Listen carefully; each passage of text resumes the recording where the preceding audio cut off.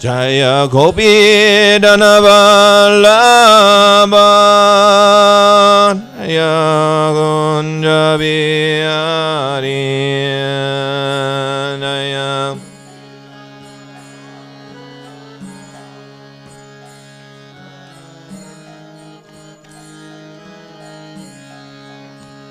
Shuranandana Bhajanarandana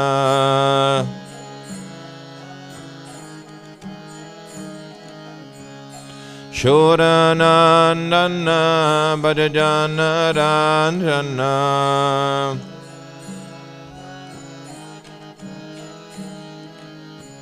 Yamuna Dira Pranachari Yamuna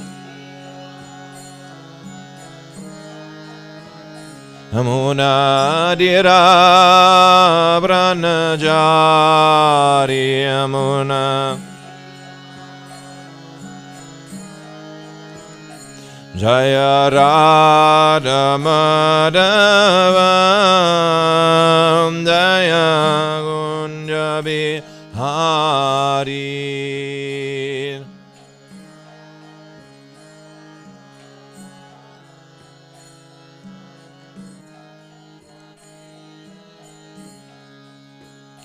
Jaya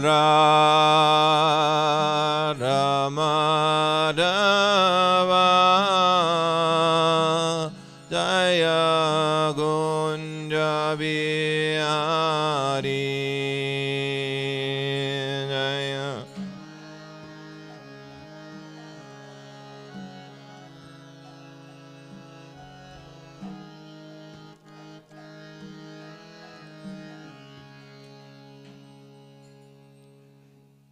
Shri Radha Madhava Ki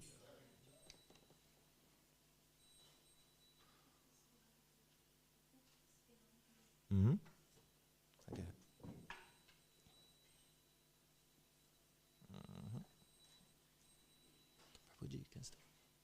Prabhu, kannst du mit bitte helfen?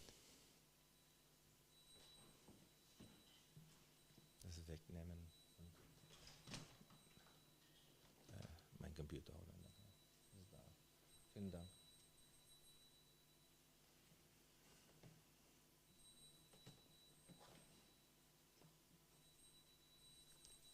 You all understand English at the back there? It's okay we do in English? I prepared in English, so I'm a bit intimidated with German still.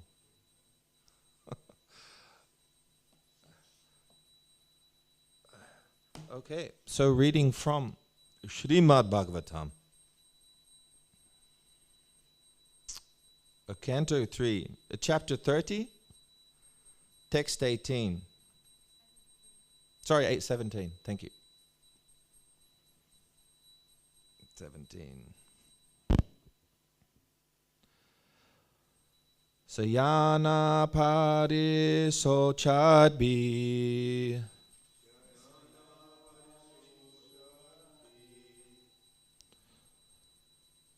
pariso sanana pariposadi parivita svabandubhi parivita svabandubhi vachamanopi na brute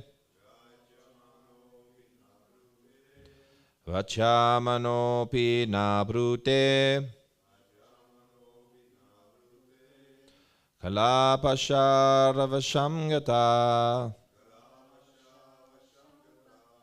kalarpasharvashangata sayana pariso chardbiya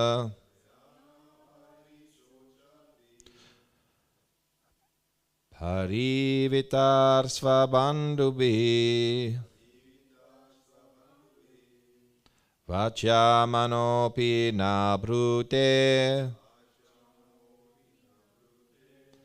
kalarpasharvashamgata. Bitte.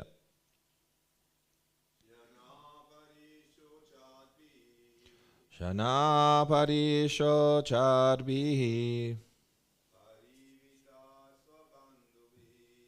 Parivita svabandhubihi Vachyamanopi na brute Kalarbasharvasham gata Dashayana parisho charbir Parivita svabandhiti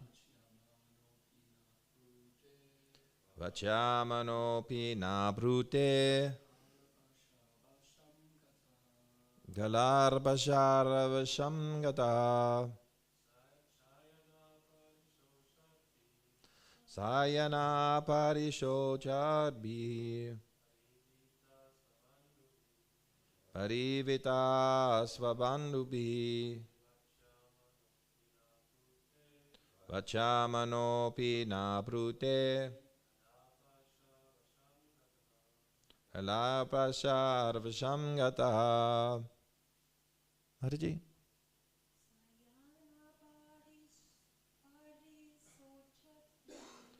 Sayana pariso chadbi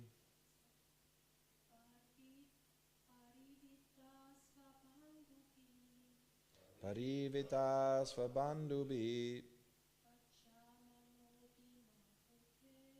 Vachamanopi na brute Kalarvasharvasham gata. Shayana, lying down. Parisho chabi, lamenting.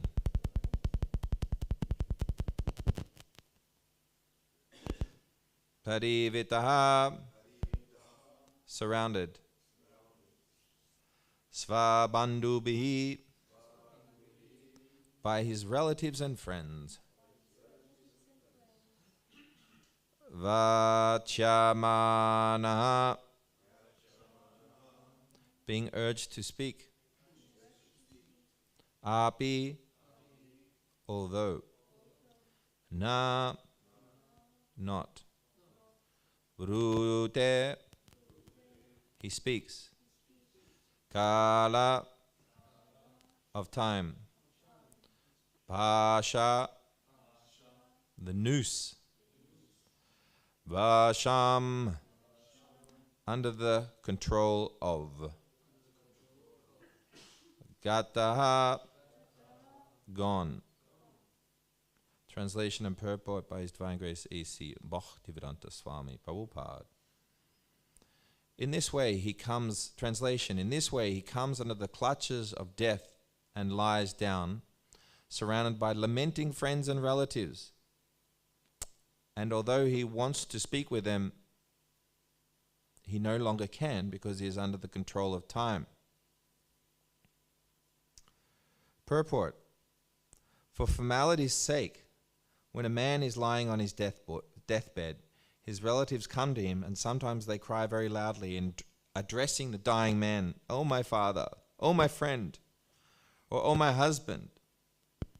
In that pitiable condition, the dying man wants to speak with them and instruct them of his desires. But because he is fully under the control of the time factor, death, he cannot express himself. And that causes him inconceivable pain. He is already in a painful condition because of disease, and his glands and throat are choked up with mucus. He is already in a very difficult position. And when he is addressed by his relatives in that way, his grief increases.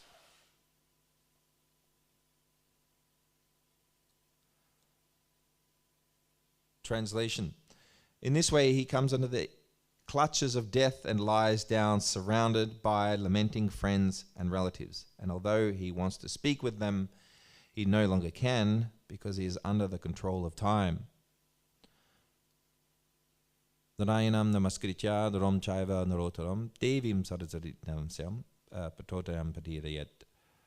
Omagana Timurandasya Kanakana Shilakaya Chakshur Ammalitam Yena Tasmai Shri Gravena Maha Shri Chaitanya Manobhistam Stapitam Yena Bhutale Swayam Rupa Kadamayam Tatati Svabadantikam Hare Krishna Krishna Krishna Hare Hare Hare Rama Rama Rama Hare Hare. So this is the reality in the material world that no one wants to speak about. This is a scene that's not normally depicted, or very unusually, uncommonly depicted in Hollywood movies, unless there's a will involved. Inheritance.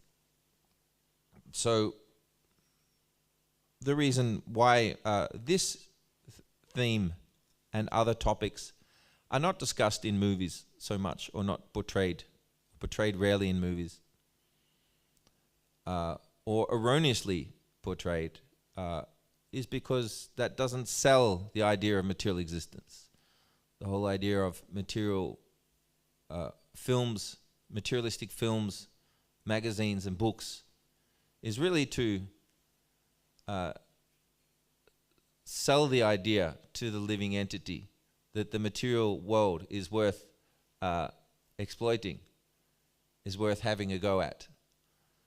And so often these scenes are not depicted, or they're depicted in a very glorious way, where they get to say everything they wanted to say, the family members are very satisfied, and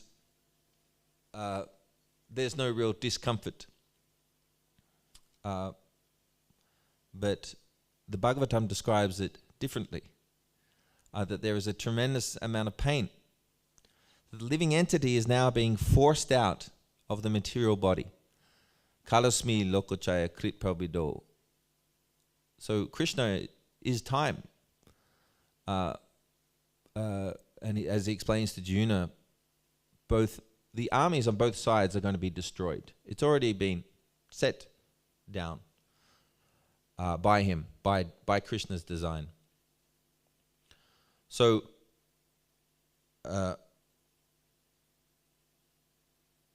this is the profound illusion of the living entity, and this is what keeps the world spinning, is this motivation for material life. And one who is married is very much motivated to earn money, to provide for the family. And this, of course, is the result of sex life, of sex desire, of the... And if you go back even further, it goes back to thinking, feeling, and willing. Jayato vishayam pumsha sangasteshu bhajayate.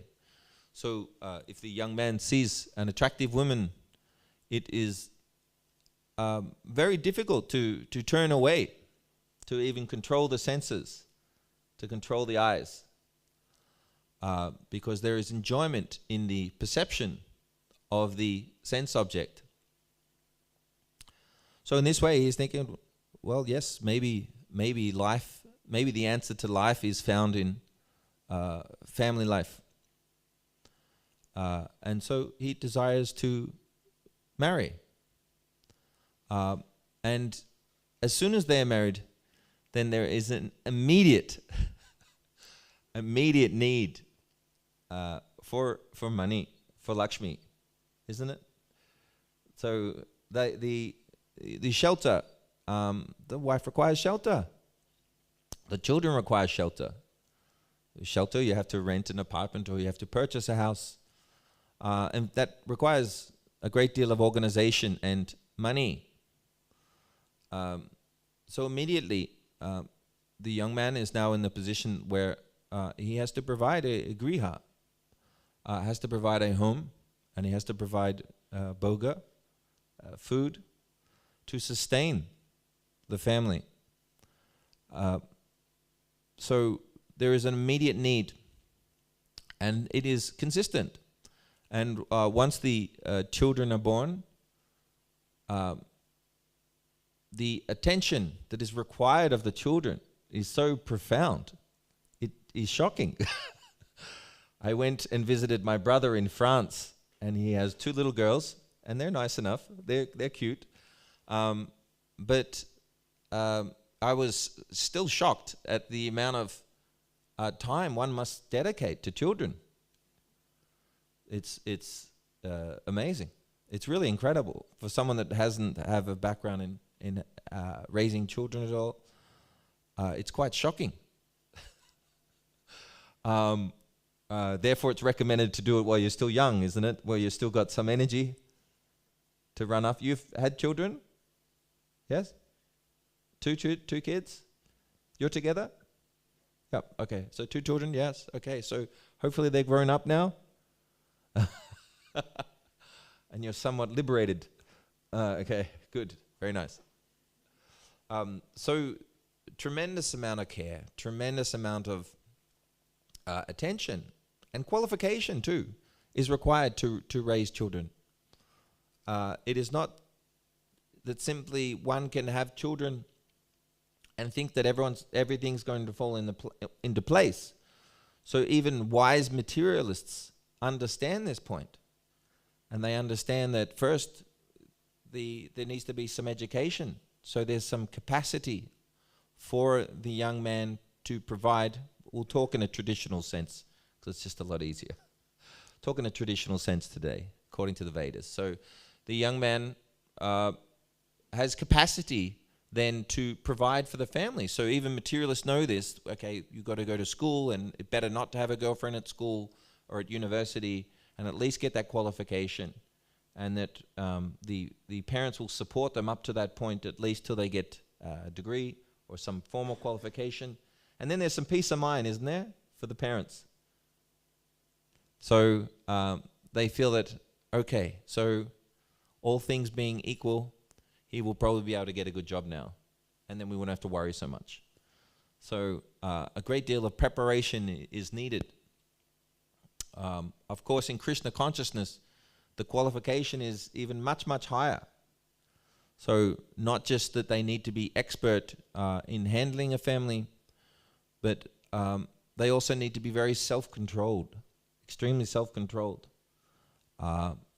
in that they are able to, in this way, not fall into illicit sex life, and then lose their interest in Krishna consciousness. And then if they lose interest, then the whole family lose interest.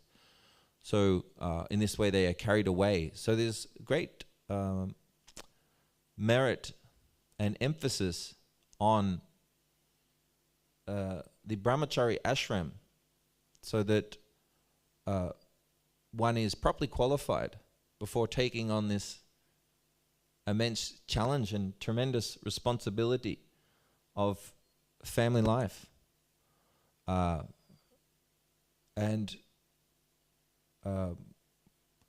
we are seeing most of the suffering in the world actually is due to this illicit sex life, in that they are producing Varna Shankara, which is unwanted progeny. So they are essentially children that either survived the abominable practice of abortion and are now living, but don't have parents, don't have much attention from their parents, suffer abuse in all sorts of ways. Actually, children of Kali Yuga suffer so much abuse, isn't it? So much abuse just from existing. And we're not just talking physical and psychological abuse, but just being forced to eat meat. You know, this is a form of violence on the children. They are sent to materialistic schools where the emphasis is on technology, not on philosophy. And they are taught so many impersonal doctrines. And this is actually widespread abuse, actually, if you analyze it. So, therefore, the consciousness is not very elevated at the time of graduation. And they are very much engrossed, or they are very much immersed in materialistic thinking and the materialistic way of life. So unfortunately, materialistic life can just burn like fire. So once the house is established and the children have arrived, without Krishna consciousness, there's an extreme attachment, unbelievable attachment to my wife, my husband. Every second sentence, my wife, my husband, like this. So there's a very strong conception of I, me, mine for the Griha Medi. Not the Grihastha, but for the Griha Medi. But still this is there, it's always there, it's ever present. So one must be very strong in Krishna consciousness. But otherwise, the conception of I, me, mine will flourish. And this conception of I, me, mine is dangerous because you're referring to my wife and my house. But it is Krishna's house. Your wife is actually under your protection, but ultimately she belongs with Krishna. No? Her body is Krishna's body, and the husband's body is also Krishna's body. It's Krishna's property. It's all provided by Krishna.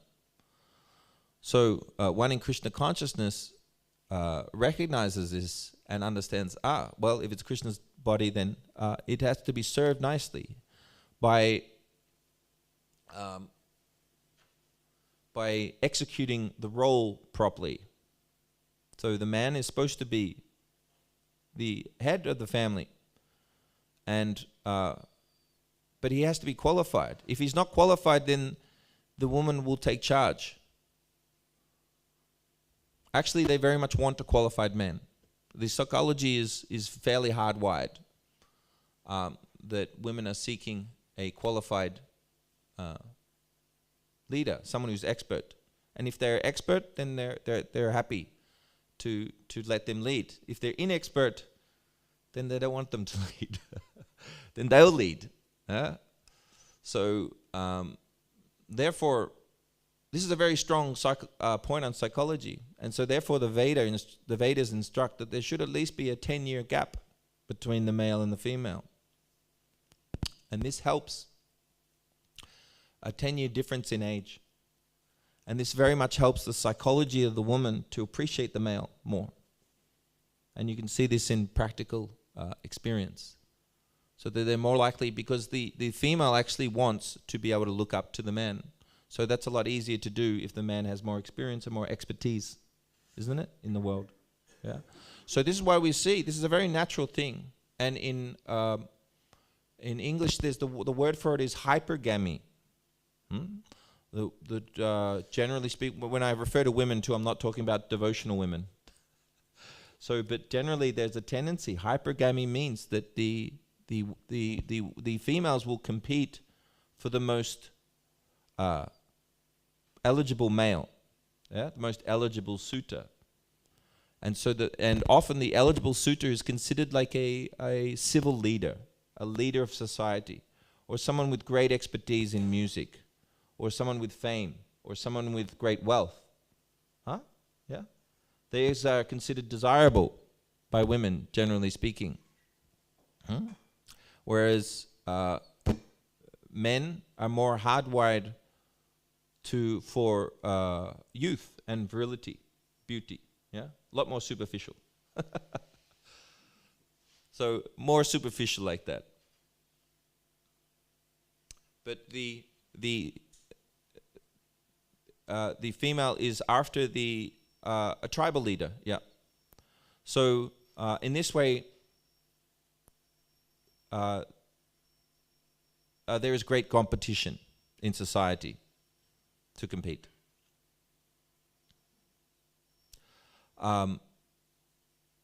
Another element for this or another reason why they're after this, is the ability to provide for the family. And this is very much a theme in this verse and in the next verse. That why does the woman want, why are women hypergamous, or they are seeking someone from a higher social status, whereas men are not so much concerned with that. Of course, in the Vedic system, they would marry within their own varna. Brahmanas would marry Brahmanas, Kshatriyas would marry Kshatriyas, like that.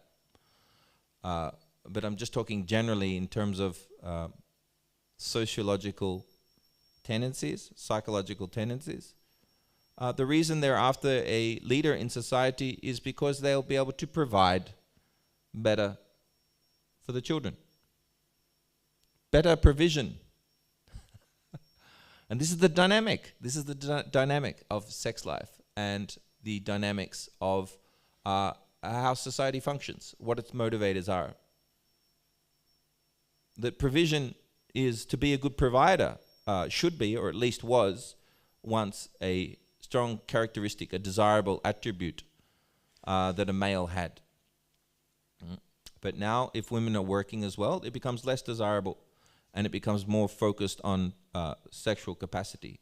But traditionally, it was more about their ability to provide. And in this way, they had insurance for their children.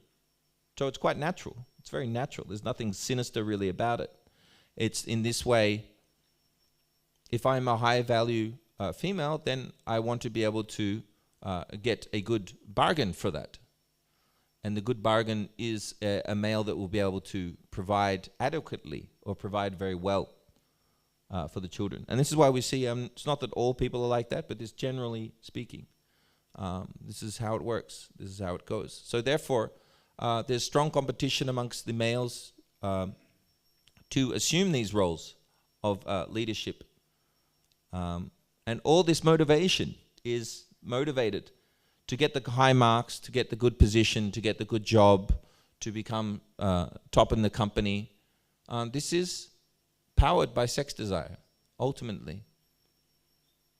So in this way, the whole world is revolving around this. And this is the trick by Krishna to keep the living entity who is not interested in self-realization, entangled, thinking himself happy or herself happy in the material world. But actually, there's just so much suffering that is involved in this materialistic life. And Prabhupada discusses also in the next verse, spoiler alert, that even at the time of death, still the family members are not satisfied with what the father has provided for them. That there's been some shortfall, or that there's been some perceived abuse, or there's been some real abuse that occurred. And there's this struggle with these relationships within the family. There's power struggles within the family. And nowadays we have blended families, no? So you have these very difficult situations whereby children are competing with their stepbrothers and stepsisters for attention and resources. And it's a very hellish, actually, uncomfortable. I came from a blended family too. It was not pleasant. It was not nice. So you get this feeling of also Varna Shankara. And Varna Shankara, this comes from the degradation of womanhood, as described by Krishna. Adharma bhava Krishna, puradushanti kalastya, strishu dushtishu vashnaya, jayate Varna Sankarara. From the degradation of womanhood comes unwanted progeny. When the women of the family become irreligious, they become degraded thereafter. And from the degradation of womanhood comes unwanted progeny. So this is family life. This is family life. So it is a very unfortunate position in Kali Yuga. So sometimes the materialistic family man or often, most often, more often than not, or almost all the time, the materialistic man will have a materialistic wife, and this and the male, who is predominantly interested in sex life, is constantly working harder and harder to bring the material items to the materialistic wife in order that she is satisfied. Huh? And the materialistic wife wants a lovely home, a happy family, so many education, so many bills, so many social groups. She wants a man with good reputation as well. That would be nice to have. And for reputation, one has to be not only concerned with making the family happy, but also concerned with society. My community has to be happy. So he has to become proactive in the community to get a nice reputation. So this way it's endless. It's actually endless. There is no end to materialistic family life. It just keeps going and going and going, like a banyan tree. The roots just keep going further and further and further. Yeah. So, and there is no way to satisfy society, because society is polarized nowadays anyway. So much polarity between left wing and right wing, getting worse and worse. So there is no way to satisfy society with materialistic solutions. So a man can work so hard in this way, but the wife, materialistic wife, is generally never happy with whatever he brings. Why? Because the soul is not happy. Because there's no peace in the soul. And so therefore, because there is some temporary happiness whenever I get a material item, a new gift, a new toy, there's some happiness there before it moves away. They're thinking like this, so therefore I will repeat the process. I will get more material things. Or I'll get more subtle material things like respect in society. We have everything we need, but I need a little more respect now. So I want you to build your reputation up. Yeah? I need you to run for parliament, or whatever it might be. But the nature of the material energy is that it is never satisfied. Du uspadena analenacha. It burns like fire. It's never actually satisfied, because that's not its constitutional position. Its constitutional position is Jivera Shvarupa Hoya Krishnera Nityadas, the eternal servitor of Krishna. Not an eternal servitor of your husband, not an eternal servitor of your wife, eternal servitor of Krishna.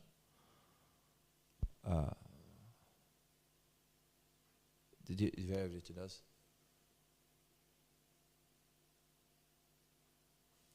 So, in this way, they are thinking that if I keep increasing our material position, we will be happier and happier. So the man has to work, generally speaking, even harder. Or they both work harder. And nowadays, I don't want to go off too much on this topic, but nowadays, people are working, both members of the family are working, and on average. And yet they have less wealth than in the 60s, than they did a study. So in the 60s, when just the male was working, they had a car, they had a house paid off, they had 2 cars like this. They were better off actually. So now material society has sold them on this idea that no, you have to work too, and you're being minimized by not working. And so the family is suffering so much more, because they're both working, yet they're receiving less money, and the children get less attention and affection from the mother. So it's the detriment to their... And yet they're thinking, this is such a great system, so much better, we're so much liberated now. But it's the opposite, because Kali Yuga is so full of lies that it's the opposite, that no, you're more enslaved now than you were before. You're working harder, therefore you're more enslaved. But they're thinking this is more and more, oh, we're advancing, we're advancing. But actually they're more and more dissatisfied. And in this connection, Prabhupada says, he said when he was in the West, he was saying, I've noted in the West that the women aren't as happy. The women, in my experience too, they're happiest when they have children, and they have they're married, they're in a fixed relationship, and they have children, and they don't have to worry about working. These are the happiest women that I've seen. But I don't know, it depends individually. But Prabhupada said like this. He said in Western society that, but they're not happy. There's always frustration. They're always frustrated. So, but we see, just if you look at it economically, they're worse off. They're worse off. They're earning less. And they have to spend more time. And the children are worse off because they get less time with the mother.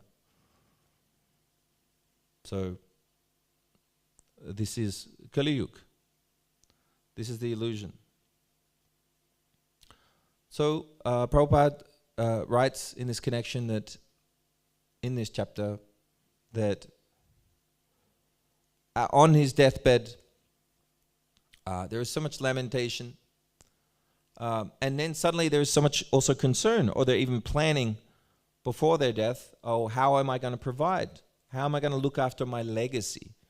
So this is another illusion that comes later in life, when males or females hit 50, 55, 60. They're already thinking, well, I've pretty much got myself settled materially, but now I'm concerned about my legacy. Now I have to write my memoirs. Yeah, I have to write my book now, so everyone can see how a good life can be led. This is how to live a life. This is how to live a life. I write my memoirs. I have to preserve my legacy. I don't want this person saying untruths about my life and what happened. So legacy becomes a concern. What's going to happen? And so much, and this is a very real thing. This is an intense concern, because they're thinking there's nothing after this life. Therefore, they're just looking back on their own life and saying, well, how can I preserve what I've built? I have to preserve what's been built here. So they are so much concerned about this, and yet they have no idea what their next destination is. They have no idea.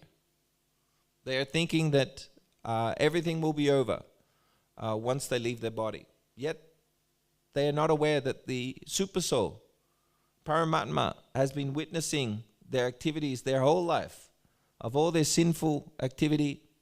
There may be some pious activity there as well, but in Kali Yuga, it is certain to be vikarma. It is certain that it's going to be bad karma. That it's going to be an inauspicious result. And if they have lived in the mode of ignorance, then a animal birth is what awaits them, according to the Bhagavad Gita. So they may appear so elevated, they may even feature on the TV as a prominent member of society. However, they may be secretly engaged in very illicit activities. And we're hearing more and more about this, actually. With this Epstein scandal, for instance, in the United States. A list came out like last week of all these supposed esteemed personalities, movie producers, big names. Big names. Very highly respected in the movie industries and in politics. And they were frequenting, this island with Epstein, where all these despicable activities were going on. And these are the leaders of Kali Yuga. This is Kali Yuga. This is the reality. And yet they are so degraded. And yet people are idolizing these people and wanting to be in their positions. But Krishna doesn't give a fig. Prabhupada would say, he doesn't give a fig for these positions. He actually doesn't care what position the living entity has in terms of position and power and money. He's far more concerned with your devotional progress, that how much attraction have you developed for Krishna in your life. That is far more important to Krishna. He does not care how much money you have. In fact, he will remove all the money if it's going to hinder your spiritual life. That is the affection Krishna has for the living entity. Yet we are so conditioned to think that if we just have money and power, then we'll get a little more respect. Huh? And this is very pronounced. This is a constant risk. This is a constant companion for the grihasta, that they fall into the hellish grihamedi position. And to this end, this is why Prabhupada, very much encouraged people to remain celibate. But I mean, celibacy too, on the same hand, it's glorious. The grihasta ashram is glorious if it's executed properly.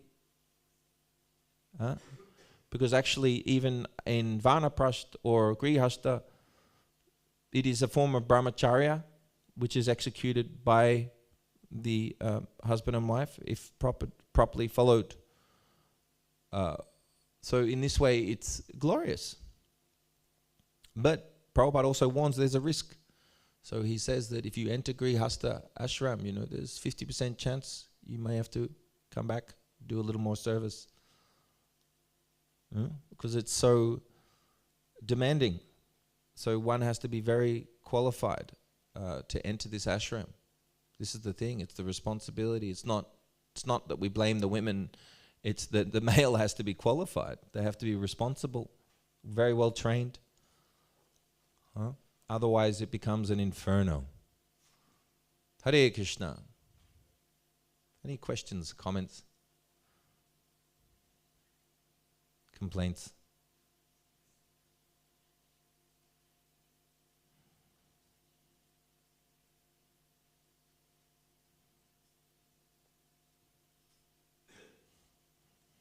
Kripa Sindhu, Prabhu. Would you like to add anything? Please.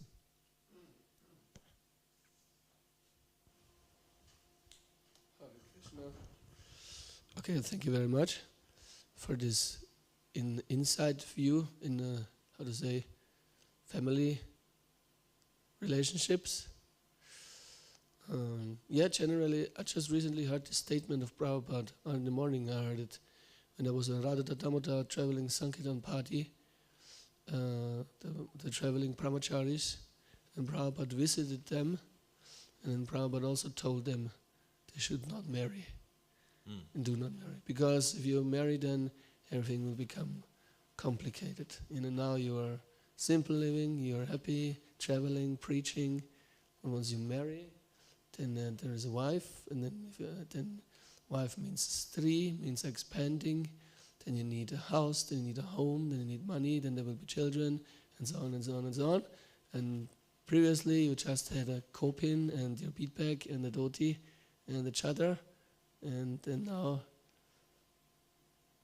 quite a difference. So he advised also his disciples, his brahmacharis, better stay brahmachari, be happy, continue preaching. And yes, you can see that also. Yeah, so there's a few quotes. And it's a bit of a oxymoron, because at the same time Prabhupada wanted that the brahmacharinis get married. So he said that this is an impossible management problem, but it's yours. He says the brahmachari should remain brahmachari and the brahmacharini should get married. So there's a impossible managerial position. But there it is. And I think aside from Tamal Krishna Goswami, all of those brahmacharis got married. So I hear. I don't know. But that's what I heard. But at very least, what we can take away from it is one should remain brahmachari as long as possible. Isn't it? It's like book distribution. One should distribute books as long as possible. One should remain brahmachari as long as possible. If one can do that, then it's extremely auspicious. Like Vijay Prabhu from Los Angeles. He was in Melbourne a couple of times doing books, and he was just so fixed up. Just incredible to watch doing books. And they can complement each other. So from that because of that austerity, one can become more empowered as a book distributor. Although grihastas can do it too as well, but it's much harder It's much harder if you're trying to or maintain a grihasta ashram as a book distributor. It's hard, difficult. But at the end of the day, there's the ideal, and of course that's correct, Prabhu. And there's also just the reality that we have these material bodies and we have to try to manage, isn't it? We've got to manage what we can. We're dealing with a very intense period in Kali Yuga, and it's a tough time for ISKCON. And but obviously the idea is to keep the ideals in place. We should at least know what the ideals are, isn't it? So yeah, so there's a couple of times when Prabhupada said like that, don't you know? But there was another time, and it's not to minimize your point at all. I completely agree with your point. But there was another time, just for comparison, there was another time which is stated in Prabhupada Memories. Said, you know, should we remain brahmachari to remain Krishna conscious? And he said, you know, first become Krishna conscious, you know, then worry about your ashram. So one can do it. It's not that it's impossible. It's like Om Vishnupad Srila Bhaktivinoda Thakur, super exemplary. Was not born in an acharya family, yet was an acharya, just exemplary grihasta. So, you know, Vaishnav, just completely empowered. So, it's a principle, not a rule, really. I mean, the principle is brahmacharya. Yeah, absolutely. There are exceptions, but I think the point I was trying to make in the class is that it's so treacherous. Married life is treacherous. One has to be trained because it is very difficult, very challenging. And it requires, that's why adhikari, you know, we say das adhikari, not das brahmachari, das adhikari for grihasta. It means qualified. The qualification has to be there. So, but in Kali Yuga, there's very few qualified men. Very few. Yeah. So, this is our position. Anything else, Prabhu? Thank you very much. Hare Krishna. Yes, Prabhu.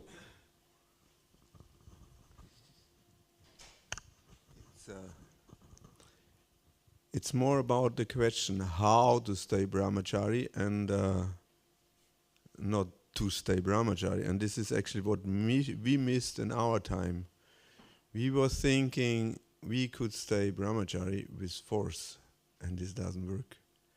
And I was, and what was it, 2012, there was one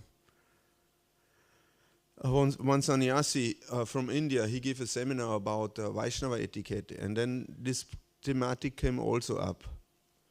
And the question was actually how he could maintain his sannyas life, because it's not easy.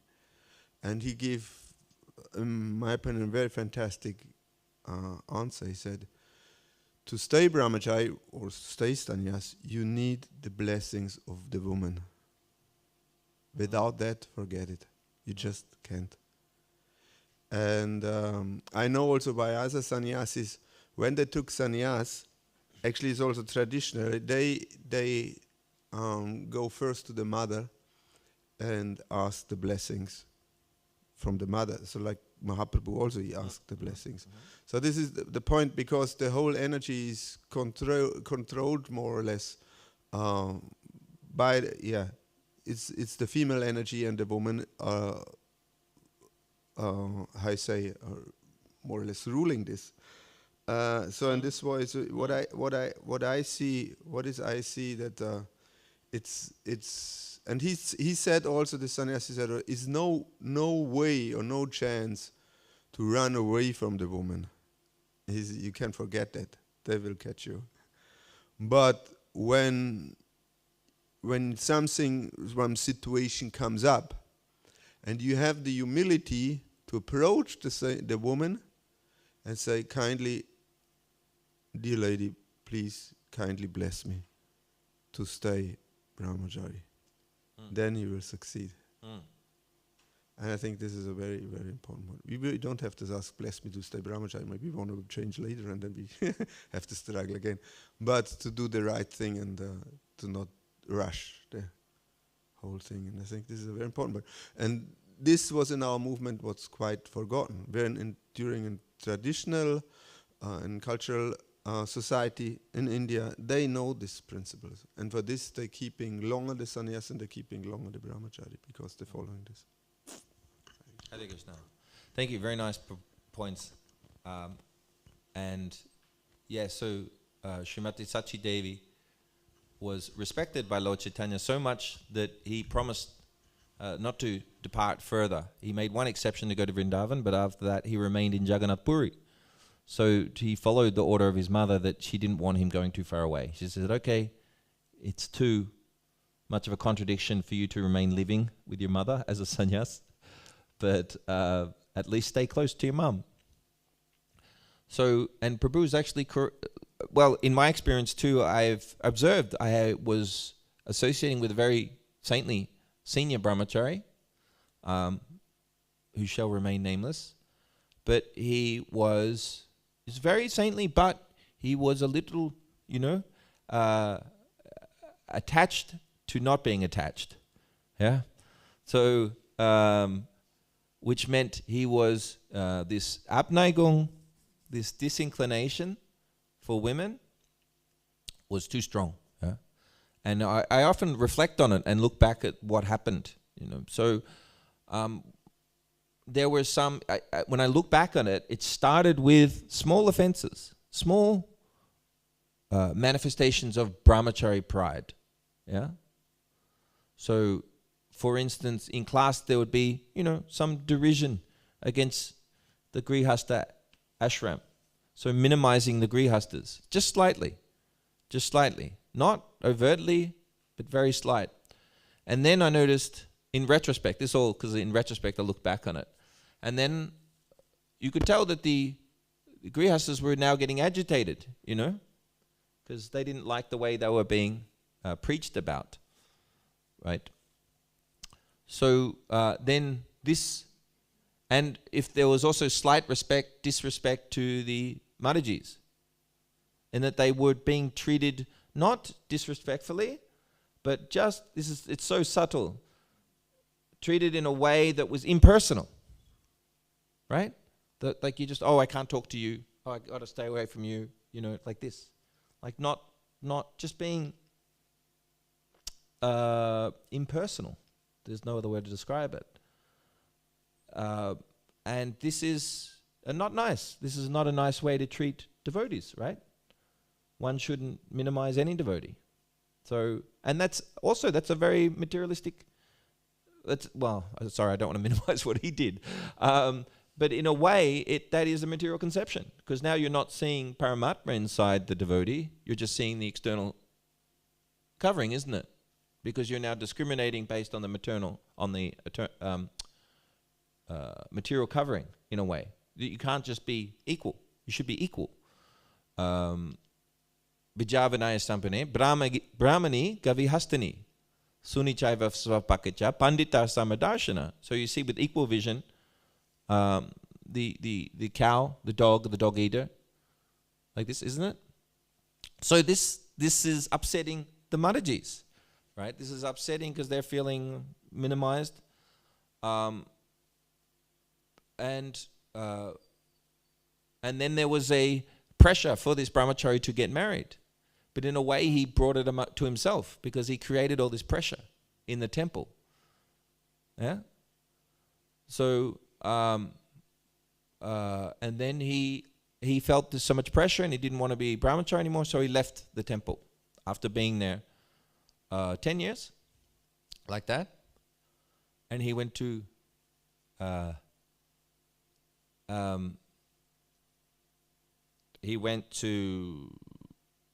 should I say? Let's call it India. He went to India, which is a lot more conducive. It was close to India, but I don't want to say it because I don't want to give the cat to give it away. But so he went to India thinking, oh, this will be easier for my brahmachari. So very sincere, very sincere. But there were some issues. And then eventually, a year later, then he got married anyway. So this suppression, this suppressed desire. And of course, the example of Chodha Haridas, who was acting lustfully as a sannyas, that was inexcusable to Lord Chaitanya Mahaprabhu. Better take your own life. Better to take your own life. Yeah. But yet he respected the grihastas. They weren't banned. The grihastas weren't banned because they were acting correctly. So with this personal experience that I had, it just came to mind when Prabhu mentioned that they're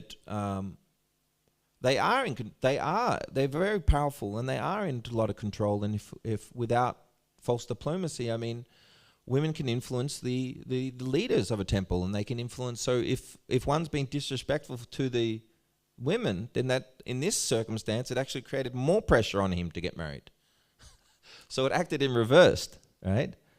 So it has to be natural. You can't just artificially push things away. It has to be a natural respect. No, I'm naturally detached.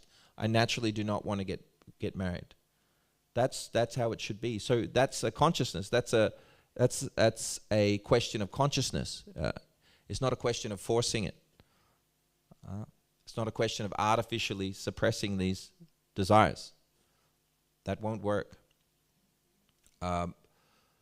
So if the women are disrespected, then they can put immense pressure on the person to get married, or the sannyas, or the brahmachari, or whoever it is. So ultimately, yes, you do need the blessings. You absolutely need the blessings of the Vaishnavis in order to survive, shall we say, as a brahmachari and particularly as sannyas. And there's so many examples of violent behavior towards women. I mean, it's completely un-Vaishnav-like, abusive behavior towards women. That's obviously unacceptable, completely unacceptable. And that's just a manifestation of that aversion, their aversion. So it's reverse attachment. There's, to the degree that I'm attached, I'll act detached, and this way it just comes across as extreme and abusive, violent, either physically or, I mean, there were examples of them being pushed or, this sort of thing. I mean, completely unacceptable. Would you do that to your mother? Would you treat your mother like that? So I think it's very simple. There's no need to get too mental about how to treat women. I mean, just ask yourself, okay, would I do that for my mother? Apart from kissing her goodbye, everything else, how you treat your mother, you can treat Vaishnavis like that. And they'll know the difference. Hare Krishna. Any other comments? Perhaps from our female contingency here? Just to balance it out a little? Oh, the microphone's coming, Mataji. Hare Krishna. Just a little thing, the women, they're very subtle, and then they feel when brahmachari is not on the place where he should be, And when he's just normal, and he doesn't, like normally treat the woman, and he's not so much in his movie, we really don't care about, Soon as he has some weird energies, when he then it comes in a problem, Then it's energetically is not okay. But I know so many brahmachari, who's just normal, And he treats women normally with respect, and it's just nice to see that he advanced and go further, and then he gets blessings. Yeah, I mean, the women don't have a problem with it. So, thank you for that contribution. And it creates a weird energy, doesn't it? It creates a weird energy, and it creates like a guilt. Like, what? I did something wrong? I wasn't trying to do anything wrong. I was just being... So you shouldn't make people feel like that, like they've done something wrong, or, so... because then the weirdness just starts spreading. Then the women are like, oh, okay, I really shouldn't have any contact whatsoever at any point, and then you can't even function. But of course, the scriptures say you should associate with women only for important business only. You shouldn't sit in the, you shouldn't even sit in the same seat as your daughter. So, Shastra is very strict, but just remember, all the overarching principle is that you don't want to disrespect, don't offend devotees. That's the most important thing. That's more important than so nyama agraha, right? So being too attached to rules, or abusing rules too much, neglecting rules too much. These are one of the stolperstein, stumbling blocks for spiritual advancement. So it's in one way it's easy. You just go, well, how do I act then? How do I discriminate? Do I follow the scriptures strictly, or should I be overly respectful? Well, better to on the side of being overly respectful to devotees, because that's just on a practical level, it will destroy your devotional kripa if you offend devotees. So therefore, it's in your interest not to offend other devotees. It's completely in your interest. A minor rule or regulation being broken is no big deal compared to offending a Vaishnav or Vaishnavi. So that is triaging or prioritizing what's most important in dealing with other devotees. No? Hare Krishna. Anything else? Granta Srimad Bhagavatam ki, Srila Prabhupada ki. Thank you for your attention and questions, Haribol, and comments.